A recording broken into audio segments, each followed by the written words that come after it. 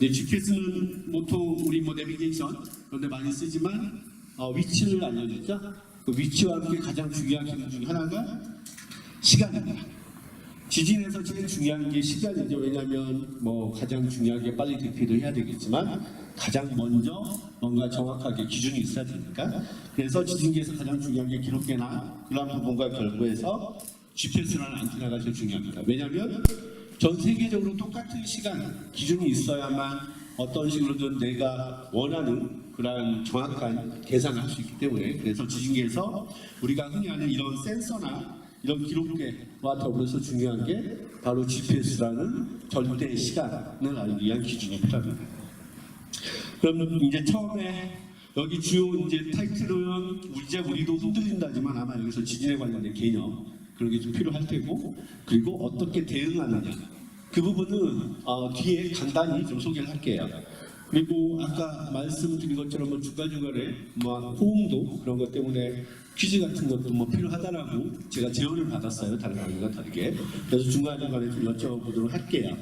그러면 뭐 나중에 뭐 호응도 보고 뭐 말씀해 주신다고 하니까. 그럼 처음 좀 도입을 해보면, 학생분들은 이렇게 글씨나오면 제일 싫어하죠. 근데 말해야 될 게 있어요. 지진이라는 거는 한자로도 있지만 영어로 표현을 해보면 땅지 울리지. 예, 맞아요. 정확히 맞아요. 일단 땅지가 있고 땅이 울리는 거죠. 그래서 어떻게 되느냐면 땅이 흔들리게 됩니다. 그리고 그게 에너지라는 형태로 나오게 되면 우리가 흔히 흔들리는 정도를 에너지로 표현할 수 있고, 영어로 좀 더, 영어도 잘 아니까 학생들 영어로 표현해볼게요. 여기 얼스케이크라는 표현이 있는데 얼스하고 케이크는 나뉘어요. 얼스는 지구죠. 뒤는 뭐예요? 케이크는 뭐예요? 예, 흔들린다는 표현이에요. 그래서 얼스케이크 자체도 한자처럼 구성이 되어 있는 용어입니다. 땅이, 우리 지구가 흔들렸기 때문에 얼스케이크라는 표현을 씁니다. 그러면 땅이 흔들려면 뭐가 필요하냐? 땅 속에 흔들릴 수 있는 어떠한 조건이 필요해요. 그게 뭐냐면 단층이라는, 즉 땅이 잘려있는 부분이 필요한 거죠. 기존에 땅이 달려있는 부분이 지하에 있었는데 그 단층에서 어떤 외부적인 힘을 못 견디고 그 단층이 미끄러지는 활동이 바로 지진입니다. 그럼 이걸 좀 개념적으로 간단히 학생들이 과학 시간에 많이 하는 방법 소개를 해보면, 나무 젓가락을 가지고 있죠? 아니면 단단한 어떤 나무 봉을 가지고 있어요. 양쪽에서 많이 휘겠죠? 휘면은 변형이 좀 발생하다가 어느 순간에 부러집니다. 부러지는데 여기에서 만약에 부러지는 건 대부분이 가운데가 부러지죠. 왜냐하면 가운데 힘이 가장 몰리기 때문에, 응력이 몰리기 때문에. 그래서 가운데가 부러지는데, 만약에 본인이 가운데를 부러뜨리기 싫다 그러면 어딘가에 굉장히 많은 칼집을 내놓으면 돼요. 그러면 그 칼집이 부러지게 됩니다. 그래서 그런 칼집이 바로 단층이고, 이렇게 좀 균질한 막대는 반드시 거의 가운데가 부러지게 되어 있습니다. 그리고 부러지고 나면 어떻게 될까요? 부러지면서 굉장히 큰 충격이 있겠죠? 그리고 나서 부러지고 나면은 아주 조용해져요. 그건 왜냐면 비로소 응력이 해소됐기 때문에. 그래서 쉽게 과학 시간에 이런 시험을 가지고 많이 설명을 하게 됩니다. 지진이 발생하면 단순히 지진만 있는 게 아니고 그 안에 여러 가지 성분들이 있어요. 지진파라고 하는 성분. 지진 우리한테 피해를 주기도 하지만 굉장히 좋은 과학적인 증거를 제시하기도 합니다. 그래서 지진파를 가지고 무엇을 하느냐? 지구 내부의 구조를 파악을 합니다. 이미 많이 들어보셨을 텐데 지진파에는 대표적으로 P파, S파 그런 파들이 있어요. 그러면 P파는 어떤 파일까요? P파는 제가 뒤에 다시 보여드릴 텐데, 여기에서 알아두실 건 P파는 액체도 통과합니다. 그런데 S파는 액체는 통과 못합니다. 그래서 지금 이 지진파를 가지고 뭘 알아내느냐? 지구 안에 이 굉장히 얇은 지각도 있지만 멘틀이라는 게 있고, 이 안에 지구 안에 외핵과 내핵이 있는데, 외핵은 액체로 이루어졌다는 걸 지진파를 통해서 알게 됐어요. 왜냐하면 지진파 중에 P파가 통과를 해야 되는데, 통과할 수 있는 데는 반대로 통과하는 외핵도 통과를 하게 됐다는 거죠. 그러나 S파는 외핵을 통과를 못하다 보니까 도달할 수 있는 데가 한계가 있습니다. 여기 보신 것처럼 S파는 여기까지만 도달하게 되죠. 이러한 조건을 역으로 계산해서 지구 내부의 외핵은 액체고 내핵은 고체다라는 부분을 규명을 하게 됐고, 그러면 지진파를 간단히 보여드리면, 보시는 것처럼 P파는 쭉 진행을 해요. 그런데 변형이 어떻게 돼요? 그 애벌레가 이렇게 가는. 그죠? 마치 애벌레가 앞으로 전진하기 위해서 방향을 계속 추구하는 것처럼 파동. 용수철이라고 보면 되잖아. 그죠? 이거는 기본적인 1차원적 용수철, 이거는 에스파는 2차원, 3차원적인 용수철입니다. 에스파는 방향은 이쪽으로 가는데 변형은 옆으로 발생을 해요. 그래서 에스파에서 중요한 건 뭐냐면 방향은 있고 그 변형이 3차원적으로 나뉠 수가 있습니다. 에스파는 이렇게 가지만 에스파에는 어떤 파가 있느냐, 위쪽 방향, 옆쪽 두 개 방향, 그런 식의 변형이 존재를 하게 되는 거죠. 또 하나 중요한 게 있습니다. 예, 파동에서 알 수 있죠. 그 다음에 하나 더 중요한 거, 표면파라는 게 있어요. 표면은 반드시 한 면이 대기, 즉 공기와 맞닿아야 발생할 수 있는 표면파라는 게 있고, 이거는 지하로 갈수록 변형이 없겠죠. 그래서 주대파는 이렇게 세 가지고, 말씀드린 것처럼 지진파, 우리가 지진을 잡게 되면 그 안에는 처음에 굉장히 빠른 속도의 P파가 앞에 오고 그 뒤에 좀 큰 성분의 S파가 옵니다. 그리고 그 바로 이어서 표면파라고 하는 또 다르게 굉장히 큰 파동이 오게 됩니다. 그러면 이걸 가지고 제가 뭘 말씀드릴 수 있느냐, 지진계에 어떻게 기록되는지 좀 살펴볼게요. 자, 여기서 보십시오. 여기가 내가 존재하는 위치 또는 지진계가 놓인 위치라고 보시면 돼요. 그리고 지진계 안에는, 이 지진계 안에는 이렇게 세 가지 성분이 있습니다. 즉 상하 방향에 진동을 측정할 수 있는 거, 그러면 이 상하 방향에 P파가 도착을 합니다. 그리고 동서 방향, 남북 방향의 성분을 잴 수 있는 두 개가 더 있어요. 즉 지진계 안에 세 개의 성분이 있고요. 이제 S파가 도달합니다. 그러면 여기가 지진 관측소 또는 내가 사는 곳이라는 걸 굉장히 많이 흔들리죠. 그리고 S파를 뒤따라서는 멀리 오죠. 돌아서 오는 표면파가 S파 뒤를 따라오게 됩니다. 이제 표면파가 오고 S파가 오면 무엇을 알 수 있느냐면 대부분의 지진 피해는 S파나 표면파처럼 굉장히 큰 파동에 의해서 피해가 발생합니다. 그래서 우리가 아는 P파라는 건 기계만 알 수도 있고 아니면 굉장히 민감한 사람만 아는 그런 파동일 수도 있고, 물론 P파일 수도 있습니다. 그래서 이제 뒤쪽에 제가 뭐 하나 예시로 보여드릴 것 중에 지진 조기경보라고 하는 거는 실제로 피해가 발생하지 않을 것 같은 S파를 가지고 먼저 관측을 해서 알려주면 큰 파동이 오거나 피해가 발생하는 S파 전에 P파만 가지고 알려주게 되면 먼 거리에 있는 분은 미리 시간을 벌고 대비할 수가 있겠죠. 그런 개념이 지진 조기경보고, 뒤에서 추가로 말씀드리고, 학생들 오셨으니까 이제 과학적으로 하나 뭔가 용어를 알고 가셔야겠죠. 자, 진앙이 어디에 존재할까요? 진앙은 지하에 존재합니까? 지 표면, 내가 살고 있는 이 땅에 존재할까요? 그죠? 진앙은 정확히 지표면을 위치를 얘기를 하는 거예요. 예전에 이제 지진이라는 관측을 처음 했을 때는 진원이라는 걸 측정하기가 굉장히 어려웠어요. 왜냐하면 대부분이 이런 지진계가 지표면 땅 위에 놓여 있고, 그때는 또 지진계는 아날로그, 말 그대로 연필로 그리는 그런 지진계였는데, 그걸 가지고 처음에 알아낸 게 뭐냐면 진앙이라고 하는 지표면에서의 위치를 알아냈어요. 하지만 지진이 발생한 건 어디냐면 정확히 이 지중해 어떤 데부터 지진이 발생했겠죠.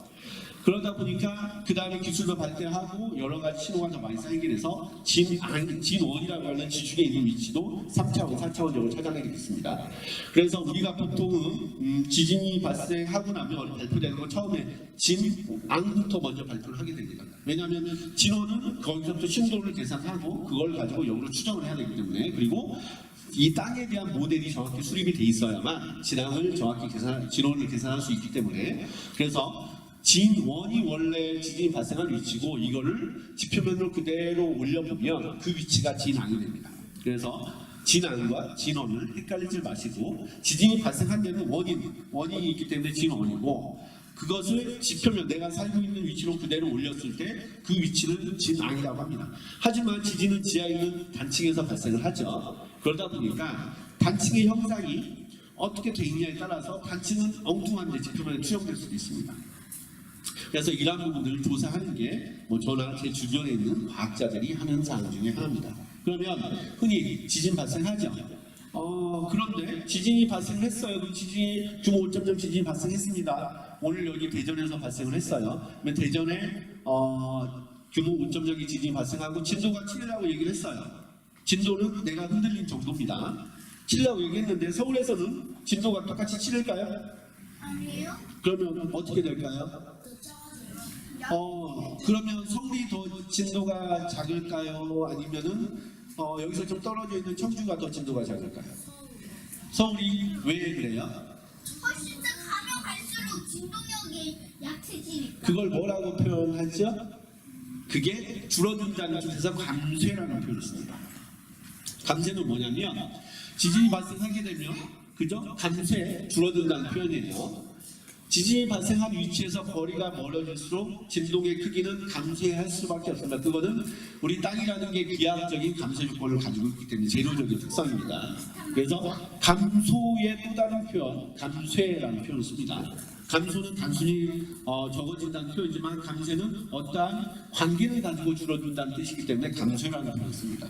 그래서 규모는 하나고 지진이 발생했어도 진도는 우리가 살고 있는 공간에 퍼지면서 굉장히 많은 어떠한 여러 가지 특성으로 값으로 표현할 수가 있고 이것들을 우리가 흔히 쓰는 게 수치로 많이 보여지는데 이거는 표죠.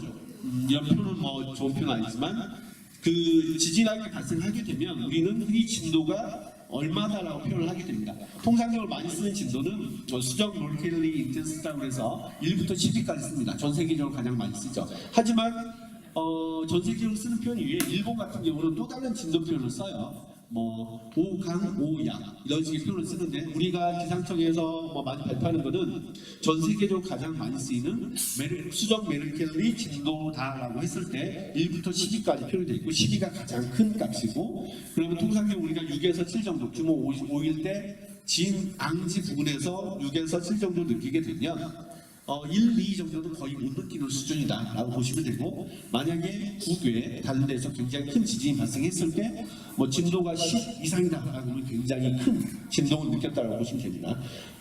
이어서 많이 그림 보셨을 거예요. 우리나라가 여기 있죠? 일본이 여기 있습니다. 이 주변에 이게 뭘까요? 굉장히 많은 진도 분포입니다. 진앙의 분포죠. 그래서 이게 태평양인데 태평양 주변을 뭐라고 불러요? 이거는 거수, 어머니 마시고, 어머니 말고 거수, 태평양 주변 우리가 흔히 뭐라고 부르죠? 우리 앞에서 제일 많이 얘기했던 학생 몇 학년? 저 모르겠는데요. 몇 학년? 질문은 2학년, 예, 2학년 학생이 굉장히 아는 거 표현을 많이 했어요. 학생 이름이 뭐예요? 이름이 뭐야? 용우 어디 다녀요? 초등학교? 대전 성림초등학교 송림초등학교 다니는구나. 송림초등학교 2학년 몇 반? 1반이요. 2학년 일반에서 더 잘하는 것 같아요. 근데 이거는 모르고 일단은 오늘 굉장히 적극적인 여러 가지 표현을 많이 해서 고맙고 일단 제가 선생님한테 말씀드릴게요. 네, 학생은 자기소개부터 해주세요. 어디 너 5학년이지만 다 너희 학교 다니잖아. 대전 어디? 도마초등학교 5학년 2반 이름이 이민수 학생. 뭐예요? 이걸 뭐라고 불러요? 지금 뒷부분 좀 달렸어요. 자, 저 뒤에 학생, 어디 누군지 소개 좀 해주세요. 정승권 학생 서천에서 오셨네. 에이. 구레고리 어머니가 살짝 알려주셨으니까 하나 더. 그걸 영어로 뭐라고 하나요? 영어로 하시는 학생. 저 뒤에 학생, 자기 소개. 5학년 학생 세부에서 경쟁을 하셨어요? 예. 영어로. 과연 좀 비슷하지만 달라요. 그 다음에 혹시 아는 학생? 있어요? 예. 학생 자기소개? 저 학생이네? 예, 될 것 같아. 예. 예, 정확해요. 링 오브 파이어. 불의 고리, 한글로는 불의 고리, 영어로는 링 오브 파이어입니다. 링 오브 파이어. 그러니까 이거 아까 파이어 뭐라고 하셨죠? 비슷한데 정확한 표현으로 이거는 전 세계적으로 통용되는 용어입니다.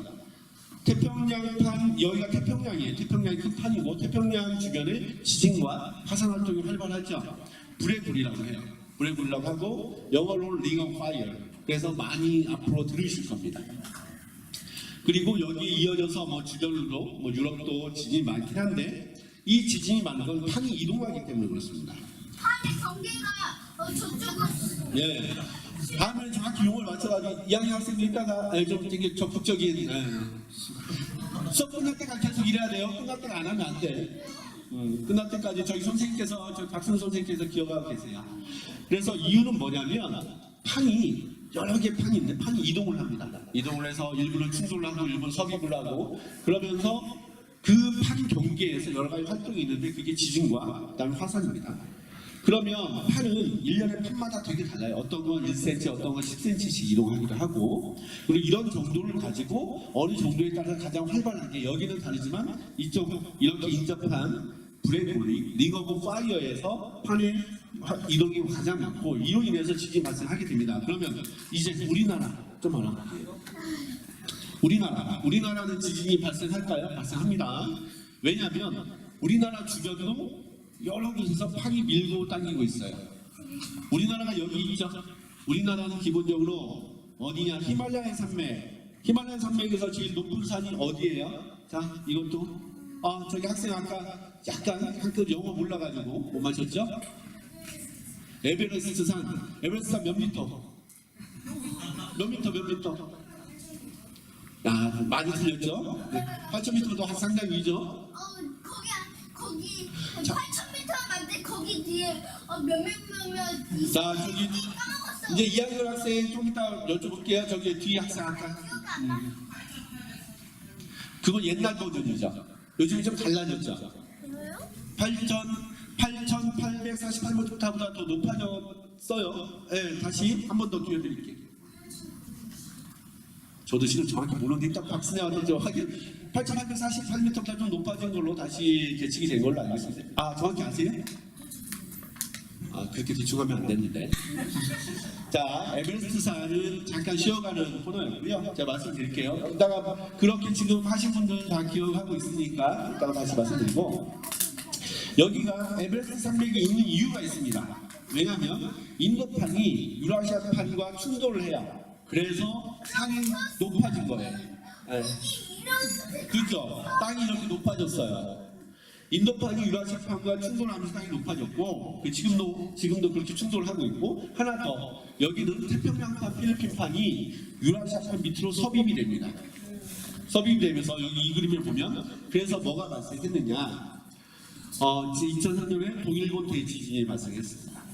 그러면 동일본 대지진이 발생한 이 충돌대 여기 충돌대가 있기 때문에 우리나라가 있는 유라시아판은 어떻게 될까요? 계속 압축을 받습니다. 압축을 받기 때문에 이 우리나라 땅 안에 또 주변에 여러 개 단층이 있으면 그 단층이 활동을 하게 되고 그 단층에서 응력이 해소되면서 지진이 발생을 하게 되는 겁니다. 우리나라 지진 발생하죠. 동일본 대지진 때 어떻게 됐을까요? 동일본 대지진 때 일본이나 이런 데는 수십 미터 이상 이동이 됐습니다. 변형이 있었고 우리나라는 어떻게 됐느냐? 동일본 대지진 이후에 동해는 약 5cm, 서해는 약 2cm 정도 일본으로 이동을 했어요. 그러면 우리나라 땅은 전체적으로 약 3cm가 커진 거예요. 그런데 그 3cm 커진 게 이제 점점 수렴을 하고 있습니다. 그 이후에 우리나라에 무슨 일이 있었느냐? 동일본 대지진 이후에 여러 개의 지진이 있었어요. 그 중에 대표적인 게 아시는 것처럼 2016년에 경주지진 규모 5.8이었죠. 그리고 2017년 11월에 포항지진 규모 5.4의 지진 발생했어요. 이걸 여러 학자들 간에 여러 가지 이견이 있을 수도 있지만 대부분 이 지진은 뭐에 의한 영향이냐? 동일본 대지진에 의한 영향이라고 하는 부분을 지진학자들은 대부분 공감을 합니다. 왜냐하면 지진이 발생하기 위해서는 단층이 있는데 단층에도 일드 스트레스라고 하는 어떤 한계값이 있습니다. 그런데 그 단층이 가지고 있는 한계값이 우리나라가 팽창함으로 인해서 압축 응력에서 발생한 지진의 조건이 바뀐 거예요. 그래서 일반적으로는 지진이 발생하기 좀 편한 환경으로 우리나라가 동일본 대지진 이후에 바뀌었을 가능성이 높다. 다만 여기에서 오해는 하지 마세요. 그렇다고 해서 우리나라가 일본, 대만, 미국 서부처럼 규모 6.0대 후반, 7.0이 넘는 지진이 발생할 가능성이 높냐? 그건 다른 얘기입니다. 왜냐하면 우리나라 내에는 그렇게 미국 서부나 일본이나 대만처럼 큰 단층이 존재하지 않는다는 거죠. 흔히 얘기하는 양산 단층대라는 단층대가 170km이긴 하지만 그 안에 있는 단층들의 크기, 분절된 단층은 굉장히 작고 그래서 규모 5.8 정도 내지는 규모 6.0 정도의 지진을 발생할 수 있는 단층이 우리나라에 존재하기 때문에 그런 경우에 지진이 발생한 겁니다. 규모 7.0의 지진이 발생하기 위해서는 약 40km 이상의 단층력이 한 번에 활동을 해야 되는데 경주 지진 규모 5.8의 단층면이 약 3-4km의 단층면입니다.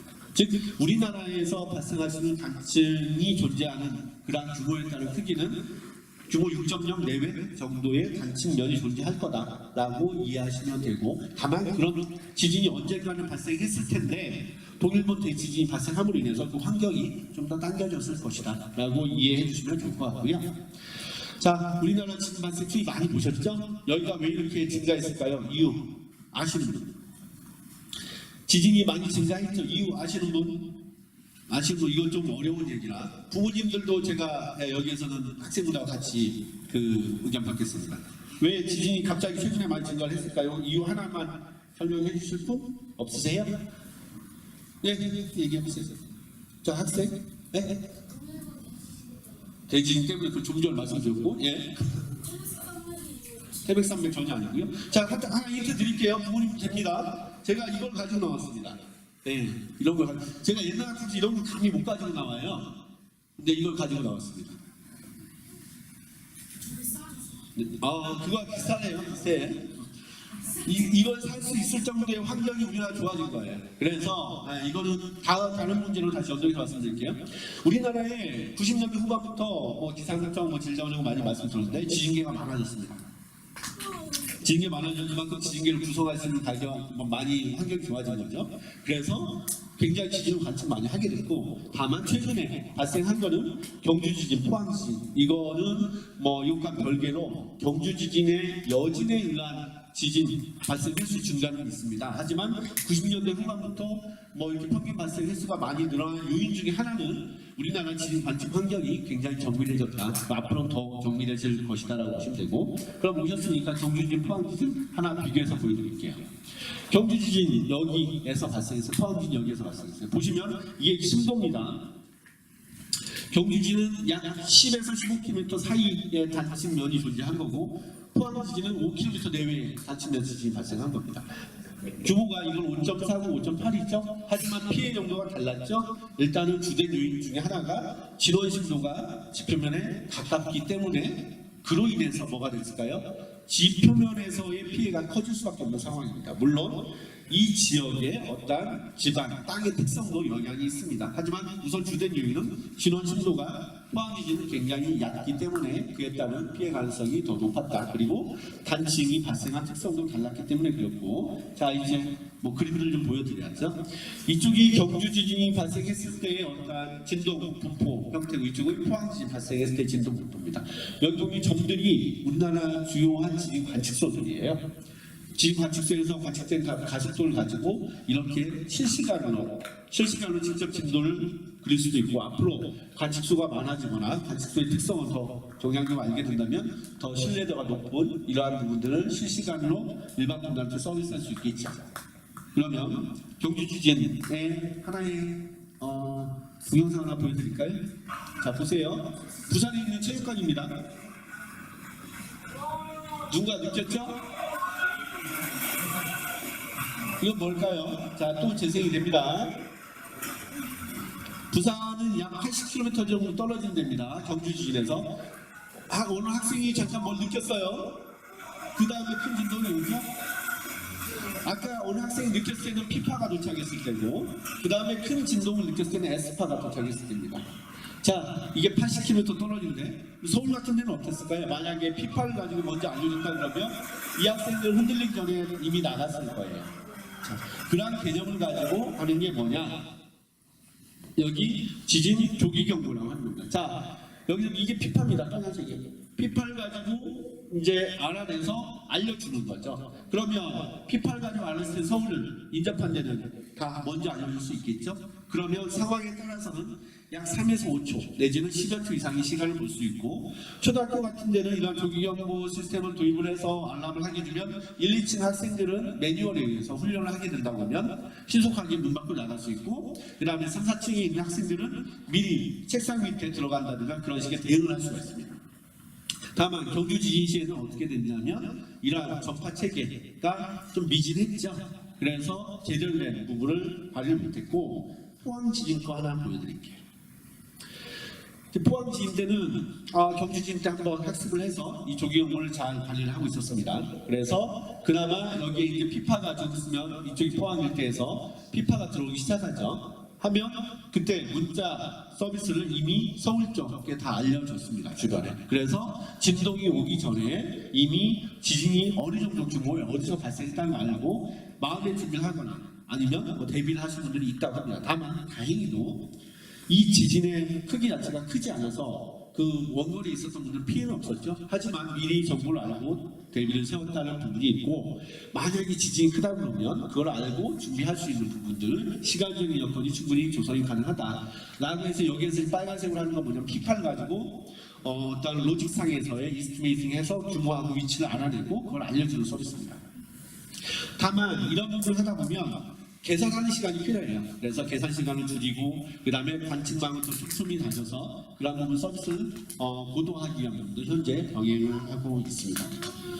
최근에 인도네시아 사례 좀 보여드릴까요? 그 인도네시아 그 지진에서 지진 해일이 있었죠. 지진 해일 제가 말씀드릴게요.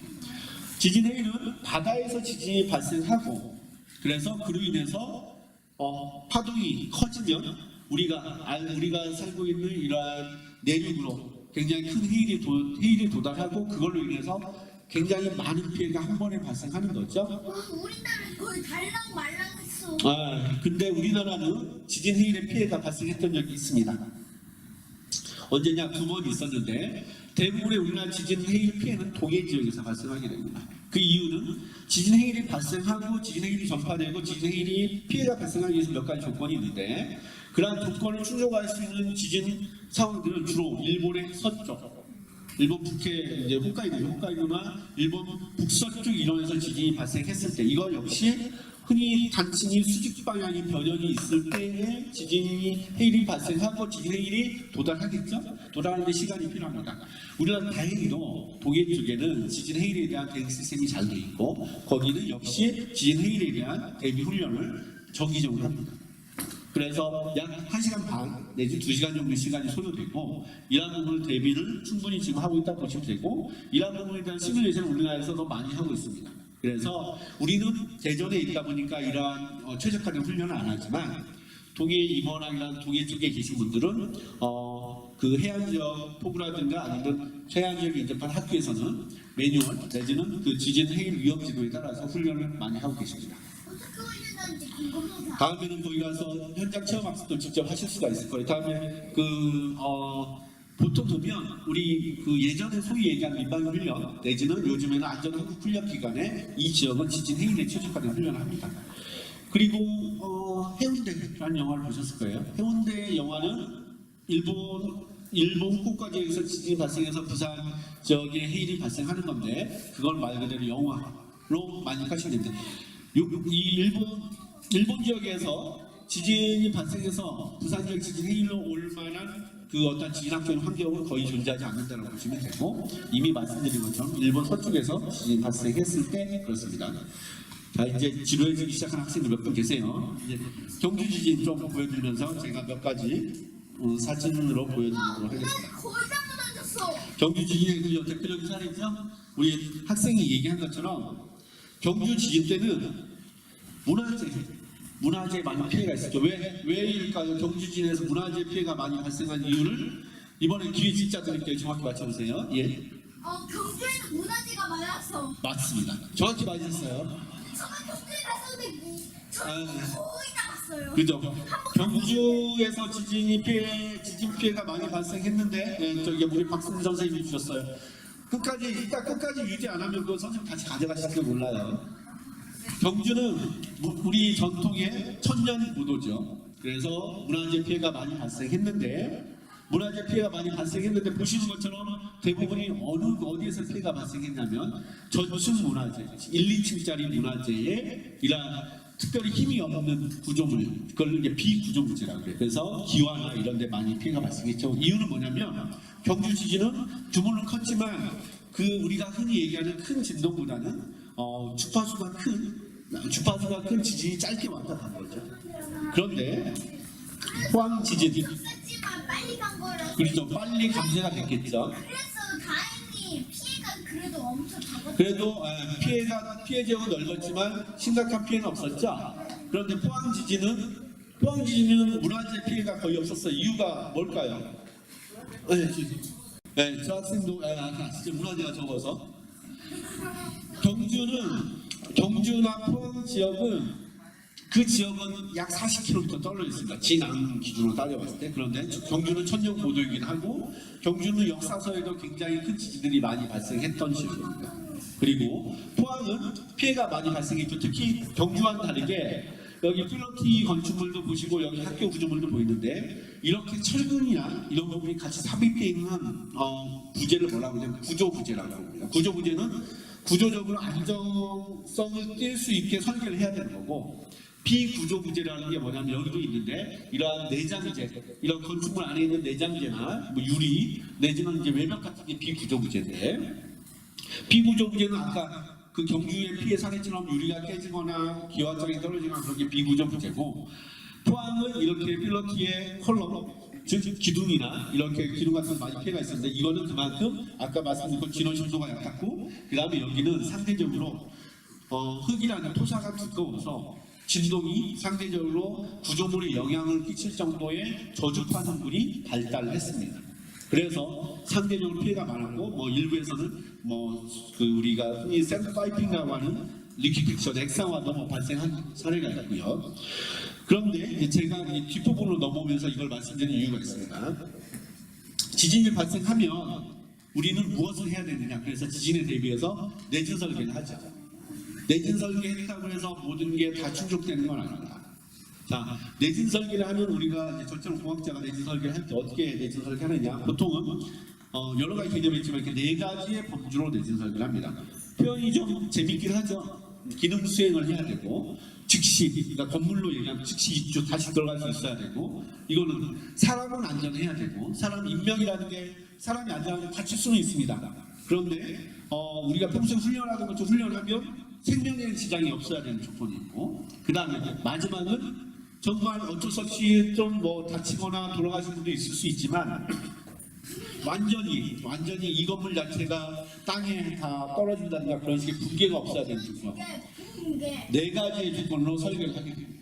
자 그러면 뭐냐면 우리가 경주 지진 정도의 지진이 오게 되면 뭐 구조물의 중요도에 따라서 어떤 건 기능 수행을 할 수 있는 정도 설계를 하고 어떤 건 즉시 입주를 할 정도의 설계를 하게 되는 거예요. 즉 내진 설계가 돼 있다고 해서 이 건물이 모든 부재가 안전한 건 아닙니다.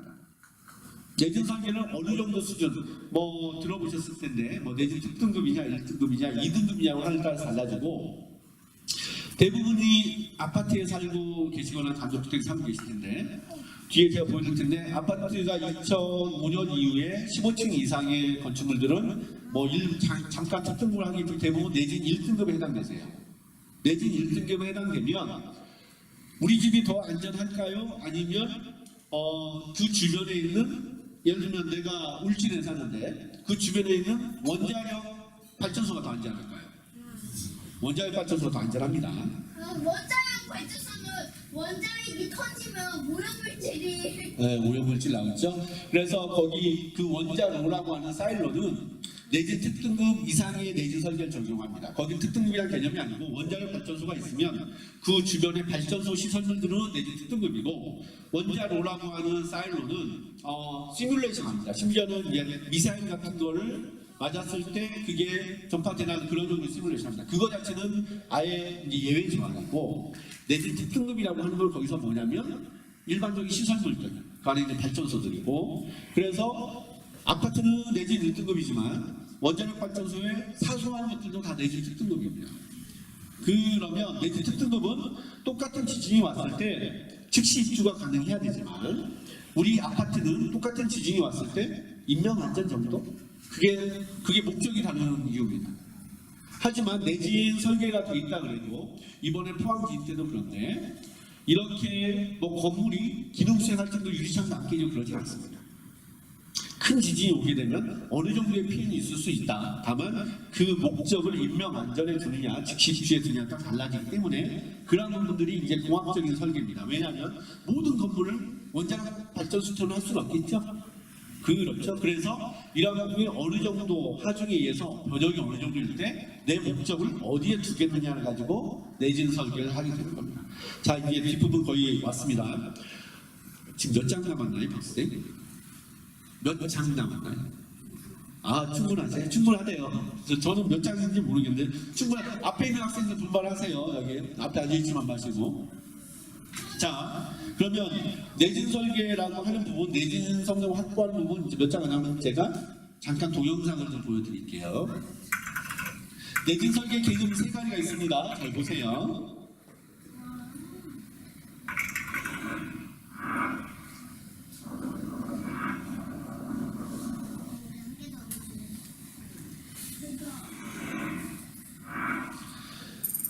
이게 최근에 바뀌었습니다. 경주진 이후에 2층 이상, 2층 이상으로 바뀌었습니다. 단층까지 그렇고, 근데 전에는 3층 이상이었고. 자, 세 가지 용어가 있습니다. 내진 튼튼하게 짓는 겁니다. 제가 아까 말씀드린 거. 좀 흔들리긴 하죠. 견디다가 더 크면은 무너질 수도 있겠지만 내진 구조고. 자, 재진은 진동을 제어한다는 표현입니다. 여기에 뭔가 많이 돼 있죠? 이것도 흔들리긴 하는데 뭐 조절하는 거고. 또 하나. 자, 많이 보셨죠?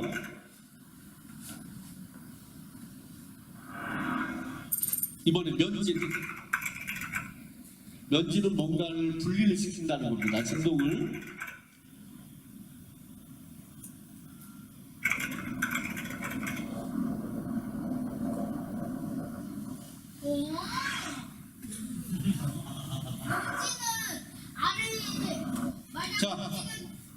자, 여기서 내진, 재진, 면진이 있습니다. 근데 우리가 흔히 얘기하는 내진 설계라는 건 뭐에 해당되냐면 이 내진, 그러니까 이런 그 내력벽이라면 내력벽, 컬럼, 기둥 그런 걸 튼튼하게 짓는 겁니다. 즉 아니면은 벽의 강성을 더 주거나. 그래서 학교 제일 관심 있는 게 학교 건축물일 텐데 이제 교육부에서 학교 건축물의 내진 성능 확보하기 위한 보강을 진행을 하고 있고 예산도 확보를 하고 있는데 기존의 학교 건축물을 보강하는 방법이 여러 가지가 있어요. 뭐 이렇게 창문틀 같은 데 브레이싱 되거나 뭐 그런 방법도 있고 그래서 방학 때 빠르게 할 수 있는 방법들 많이 쓰고 있어요. 아니면 굉장히 뭐 일본이나 그런 데 가면 이런 재진을 도입하기도 하고 여기에서 자 문제입니다. 내진, 재진, 면진 중에 제일 비싼 게 뭘까요? 자 아까 받았지? 받은 분 내리시고 못 받은 분 중에서 여기 앞에 학생 자기 엄마가 자기 소개 누군지 소개해 주실래요? 응? 어느 초등학교? 어느 초등학교 몇 학년 몇 반 누구야? 응? 네? 2학년 5반 이름이 이현준. 이현준 학생 1번, 2번, 3번 중에 뭐가 제일 돈이 많이 들어갈까요? 이유가 뭘까요? 이유는 저도 설명하기 어려워요. 근데 3번입니다. 3번 여기 정확히 맞추셨어요. 거의 2학 중앙초등학교는? 아 예. 학생 정확히 맞추셨고 예. 자 이건 제가 설명을 해드릴게요. 이제 그 다음 동영상이 이어질 텐데 내진은 있는 컬럼이나 이런 걸 튼튼하게 짓는 겁니다. 이게 일반적인 내진 개념이고 재진은 대개는 있는 구조물을 어떻게 벽을 건드리면 공간적인 한계가 있기 때문에 어떤 외부적인 미적인 한계가 있음에도 불구하고 기계적인 장치를 되는 겁니다. 하지만 이거는 노출돼 있고 뭐하고 유지보수를 계속 해야 되겠죠. 면지는 이 구조물들이 고스란히 어떤 특수한 서포트, 그러니까 지지대 위에 올려지는 겁니다. 이것도 유지보수도 많이 해야 되고 굉장히 여기는 여러 가지 형태로 관리를 잘 해야 됩니다. 그래서 이건 대표적인 사례 하나만 말씀드릴게요. 우리나라가 지금 원자력 시설물을 2개 한국적 내진 설계 개념 도입해서 수출을 하는데 우리나라와 다르게 국외 가면 단단한 땅이 굉장히 깊은 데 나와요. 그리고 뭐 터키 내지는 뭐 그런 데 수출을 하게 되면 거기는 지진도 굉장히 크게 발생합니다. 그래서 개념적으로 도입하고자 하는 시도하는 게 뭐냐면 이런 면지는 사일로처럼 중요한 데는 아예 이렇게 독립시키는 거죠. 이러한 개념을 국외에서도 일부 중요한 구조물로 쓰고 있습니다. 근데 함부로 못 쓰겠죠. 굉장히 고가이기 때문에 만약에 밑에 단단한 집안이 있거나 뭐 벽이 튼튼하게 만들 수 있으면 좋은데 그렇게 안 될 때 어떤 예외적으로 쓰고 또 이 간단한 개념은 교량 같은데 지지대 형태로 많이 쓰이긴 합니다. 그럼 이어서 보시고 3번 맞추셨어요. 예.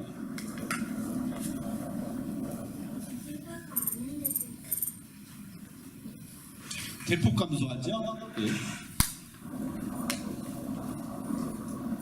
저기가 가장 안전하게 보니까. 예, 가만히 있죠? 보죠. 이거는 바로 사용 가능하지만 다른 건 보수를 해야 됩니다. 그저 많이 증가하죠?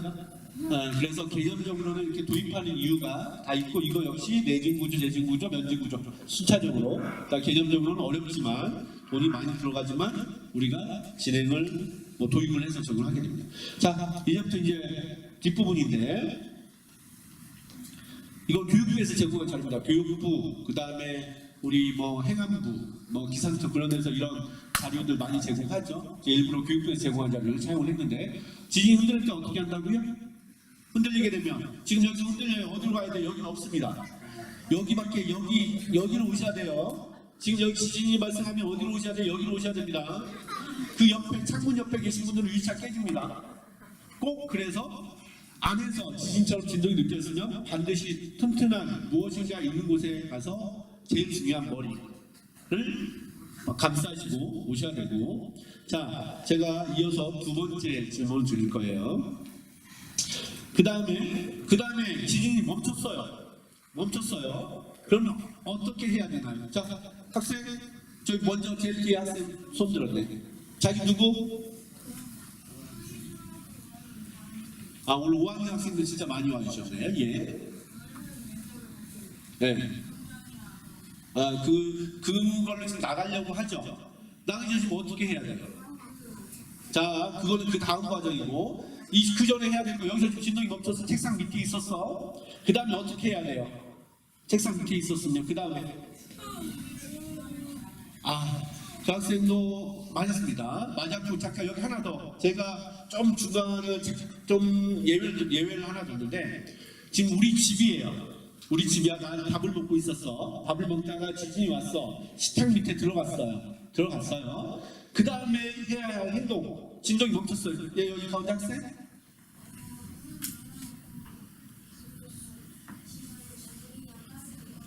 예, 정확히 맞으셨습니다.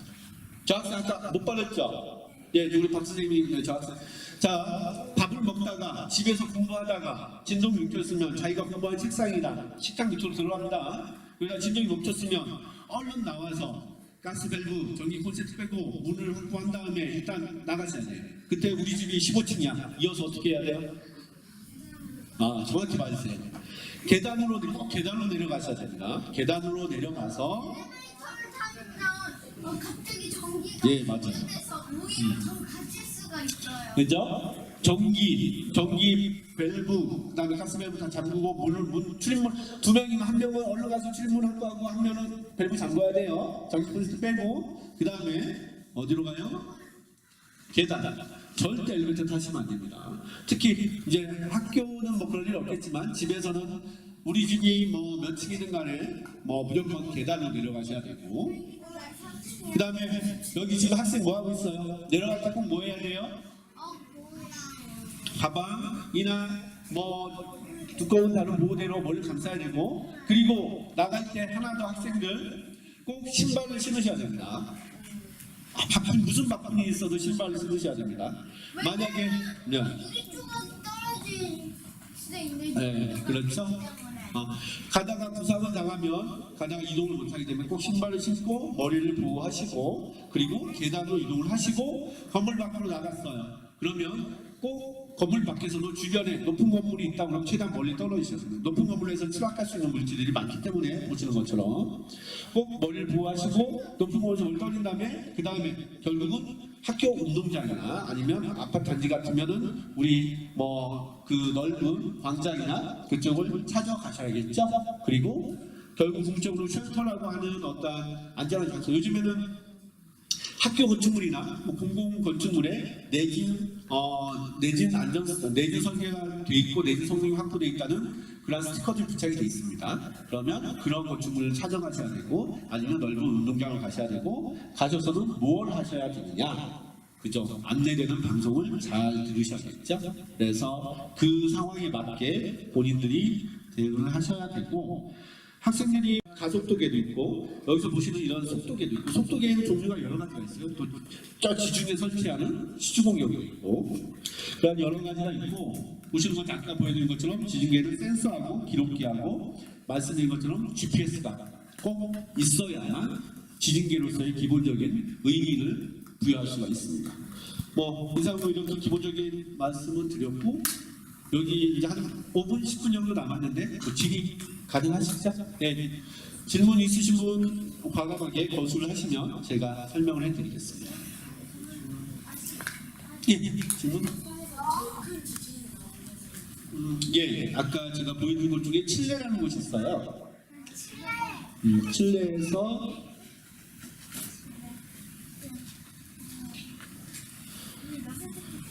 칠레 지진을 보시죠? 칠레 지진에서 8.8. 규모 9.5입니다. 이때 칠레에서 지진 발생을 규모 9.5 발생을 했고 예전 칠레에서 지진이 발생했을 때 지진 해일이 일본까지 온 지진이 있습니다.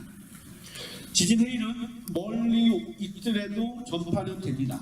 어느 정도 크게 따서 알고 다만 상당히 기간이 오래 걸렸겠죠. 그래서 전 세계에서 가장 큰 지진은 칠레에서 발생한 이거는 이제 모멘tum 규모 9.5고 규모 9를 넘는 지진들이 거의 대부분이 이 환태평양 조산대라고 하는 불의 고리에서 발생했고 물론 수마트라 지진 2004년에 있었는데 지진 해일이 굉장히 크게 발생했죠.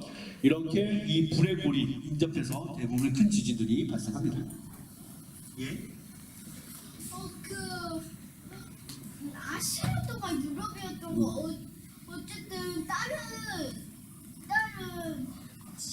지역에서 지진이 일어났다는데 그게 아프리카까지 갔다고 했었는데 그게 무슨 지진이에요? 그거는 지진이 아니고 지진 해일 가능성이 높은데 그 지진은 반드시 보통 지진 발생한 인접에서 가장 피해가 크고요. 대부분은 멀어질수록 피해는 작아집니다. 물론 학생이 얘기한 사례가 그건지 모르겠는데 1984년에 멕시코 지진이 있었어요. 멕시코는 어디냐면 미국이 있고 미국 밑에 여기가 멕시코인데 멕시코는 멕시코 시티라는 내륙의 수도가 있고 당시 모칸 올스케이라고 멕시코 해안 인접 쪽에서 지진이 발생했습니다. 그런데 약 200여 킬로미터 떨어져 있는 멕시코 시티에서 굉장히 큰 피해가 발생했습니다. 그게 뭐냐면 지진이 가면서 일반적인 파는 감쇄가 됐는데 멕시코 시티는 분지예요. 굉장히 흙이 두껍게 발달한 토사가 두껍게 발달한 지역인데 그 토사 분지에서의 증포 즉 그 집안 요건에 맞는 지진파만 굉장히 크게 발달했던 거죠. 그래서 그런 사례가 있어요. 그래서 굉장히 큰 피해가 발생했고 그 이후에 우리 포항 지역처럼 이렇게 흙이 두껍게 발달한 지역은 그 지역 특성에 맞는 지진파가 크게 증폭될 수 있는 가능성이 있고 그런 부분들이 내지 설계할 때 반영이 되고 있습니다. 그렇게 멀리 있지만 그 지역에서 크게 증폭될 수도 있다라는 부분도 이해를 하시면 좋을 것 같습니다. 굉장히 좋은 질문이셨고 정확히 알고 계신 사람들이 하나신 것 같아요. 아니 일단 우리 박사님 기억을 해주세요. 2학년 학생이 되게 세 번째 앉았다가 한 분이 가고 두 번째가 됐네요. 뭐 질의 또 있으세요? 없으시면 시간 26분. 네, 26분 시간 거의 드린 것 같아요. 그러면 저는 이제 공식적으로 여기서 인사드리고 뭐 추가적으로 뭐 간단히 질문하실 거 있으면 여기 오셔가지고 질문 주시면 받겠습니다. 뭐 장시간 내지는 뭐 주말에 이렇게 귀중한 시간 내서 여기에 지진에 관해서 관심을 가져주셔서 감사하고요. 앞으로도 뭐 지진에 관련돼서나 이런 부분들은 저뿐만 아니라 과학자들 그리고 정부에 계신 분들이 많이 노력을 하고 있으니까 그런 부분에 지속적으로 관심을 가져주시면 감사하겠습니다. 예, 감사합니다.